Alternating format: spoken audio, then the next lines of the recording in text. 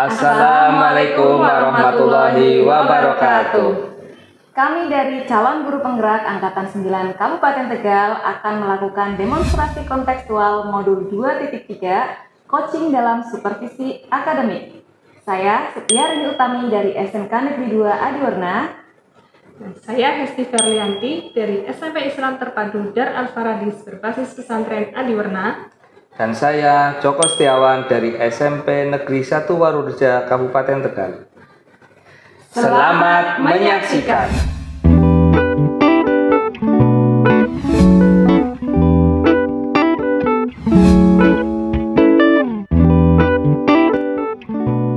Assalamualaikum Bu Hesti. Waalaikumsalam Bu Rini. Bagaimana kabarnya Bu Hesti? Alhamdulillah baik Bu. Bu Rini sendiri bagaimana kabarnya? Alhamdulillah saya juga sehat. Baiklah, sebelum kita melakukan coaching, sebagai bentuk awal saya akan mengajukan beberapa pertanyaan ya Bu Hesti. Pertama, saya akan mendiskusikan tentang rubrik penilaian pada hari ini. Pada kegiatan coaching, saya akan mengamati dan menilai sesuai rubrik penilaian.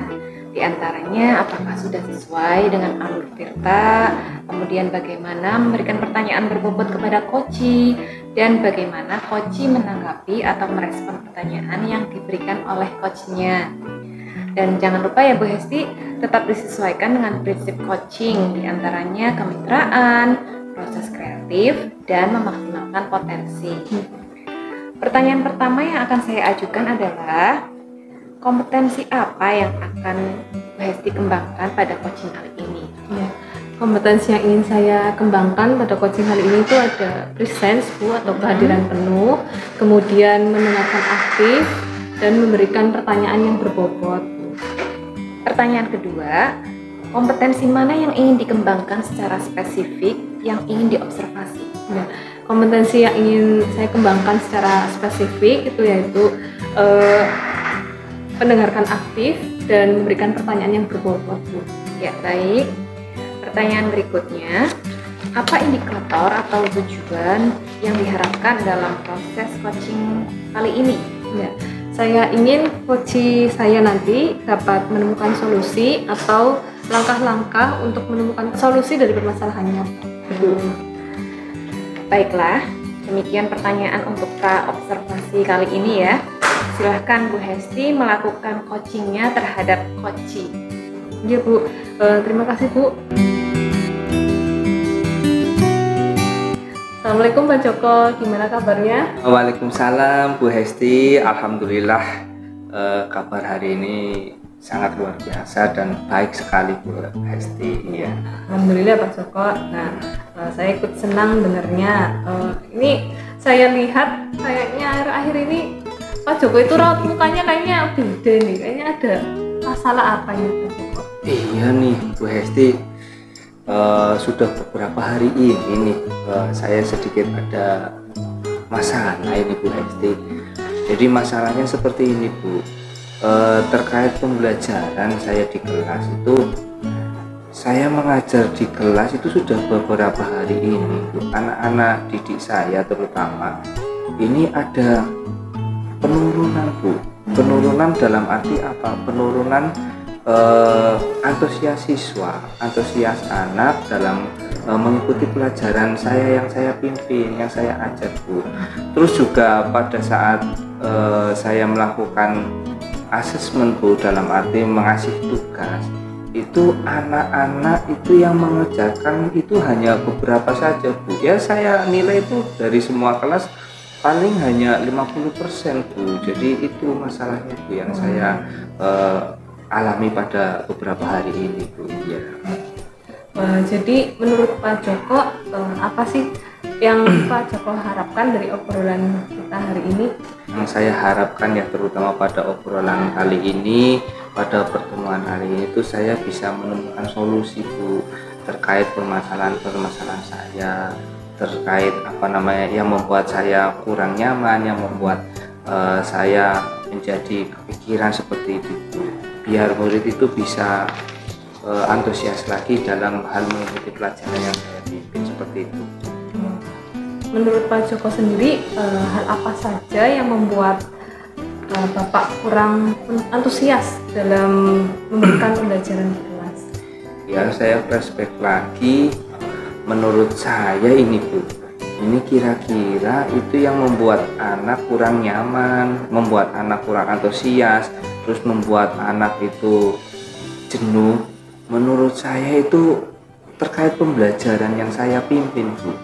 Saya mungkin mengajar saya itu hanya monoton, terus tidak kreatif Ibu. Istilahnya dalam mengajar itu hanya berbicara saja, bercerita tanpa adanya kreasi atau kreatif. Terus juga terkait pembelajaran yang asesmen itu Bu, yang menurun sampai hanya 50% lah yang mengerjakan.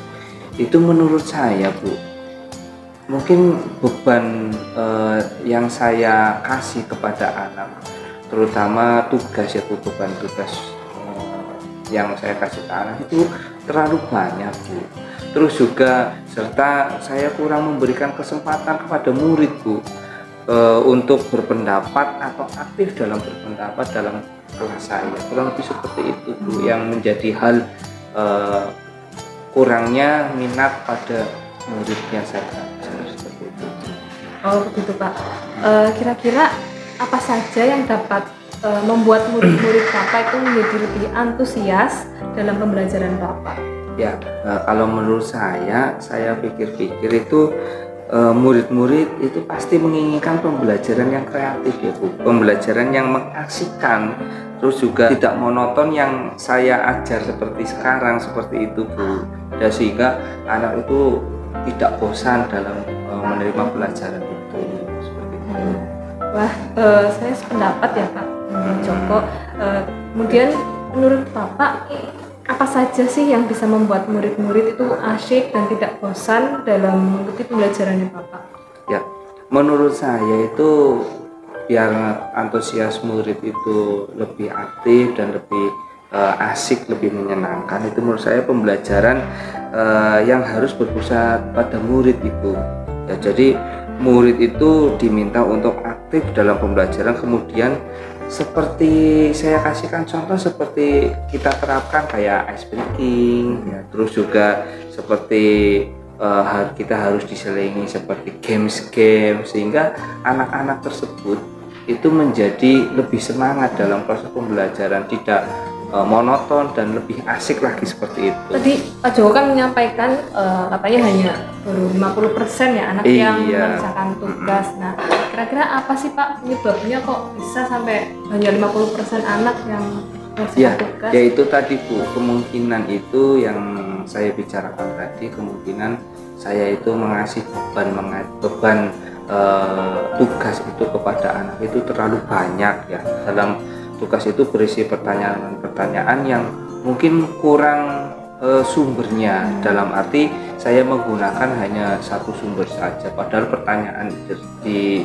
yang saya kasih itu soal-soalnya itu terdiri dari berbagai sumber, jadi kendalanya seperti itu. Kalau boleh tahu selama ini Pak Joko itu menggunakan sumber belajarnya apa saja Pak? Ya, sementara itu yang saya gunakan ya hanya satu saja yang saya menjadi patokan, yang ada di buku perpus saja. Selain yang di perpus nih Pak, ada nggak sumber belajar selain buku gitu Pak? Mungkin Pak Joko punya gitu.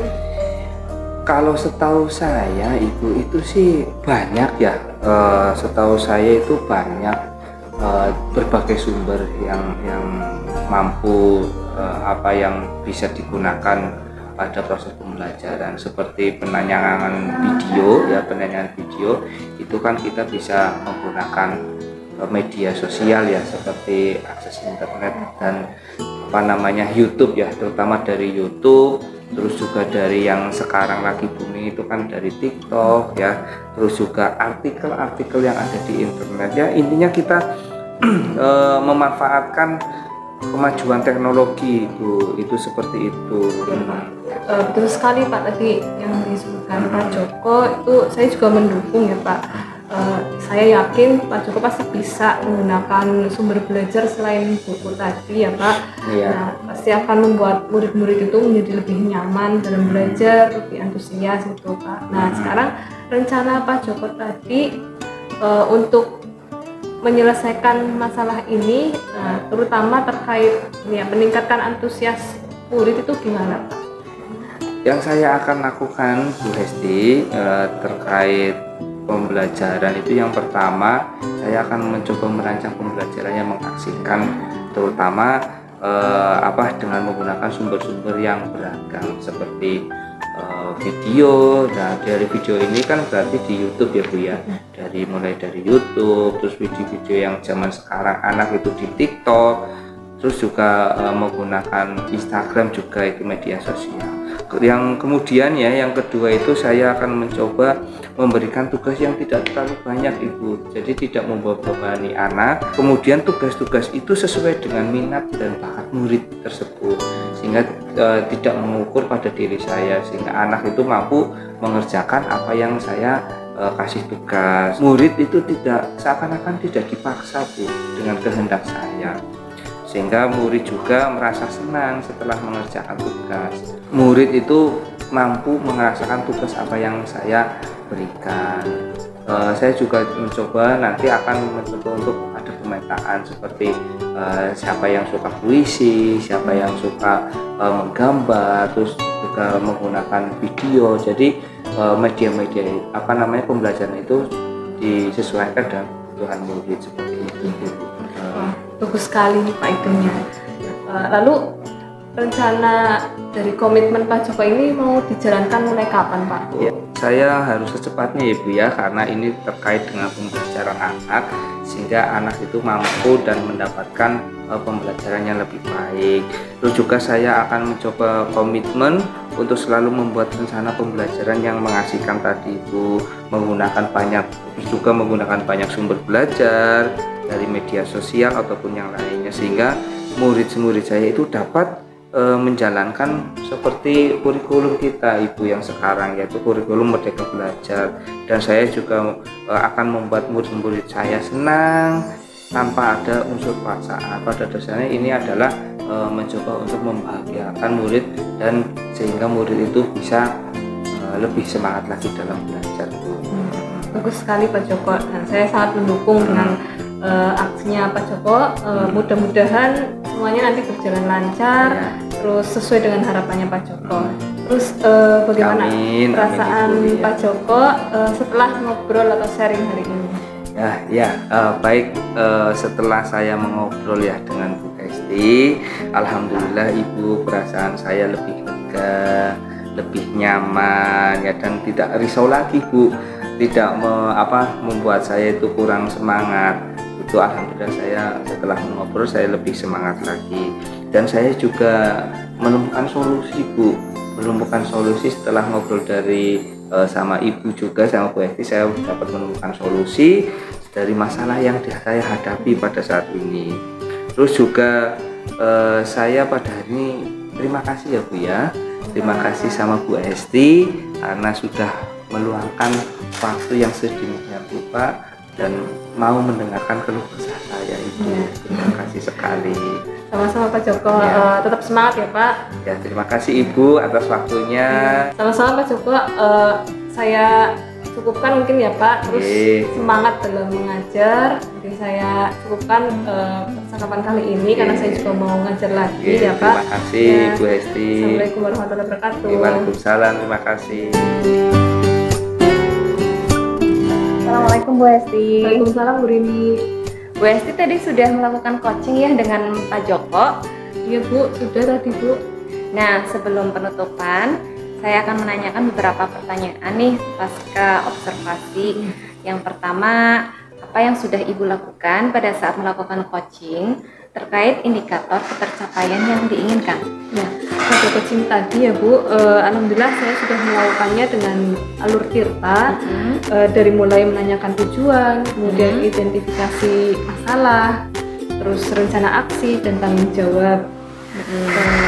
Kemudian saya juga berusaha untuk dapat menggali coaching, untuk menceritakan permasalahan dan menemukan solusi-solusinya Bu.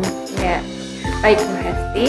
Menurut saya sebagai observer, proses coaching tadi antara Bu Hesti dan Pak Joko itu sudah berjalan dengan baik, dan proses alurnya juga sudah sesuai dengan alur tirta. Bu Hesti juga sudah berusaha menggali dan memberikan pertanyaan-pertanyaan kepada Pak Joko, sehingga Pak Joko bisa menemukan solusi permasalahannya. Selain itu, proses coaching tadi juga sudah sesuai dengan prinsip coaching. Nah, pertanyaan terakhir nih Bu Hesti, kompetensi apa lagi yang ingin dikembangkan berdasarkan hasil melakukan coaching yang barusan dilakukan? Ya, kompetensi yang ingin saya kembangkan yaitu dengan cara memahami lagi alur tirta Bu, sehingga saya nantinya bisa memberikan pertanyaan-pertanyaan yang berbobot agar coach dapat menemukan solusinya. Baiklah, semoga kedepannya kita dapat melakukan coaching dengan baik ya Bu Hesti.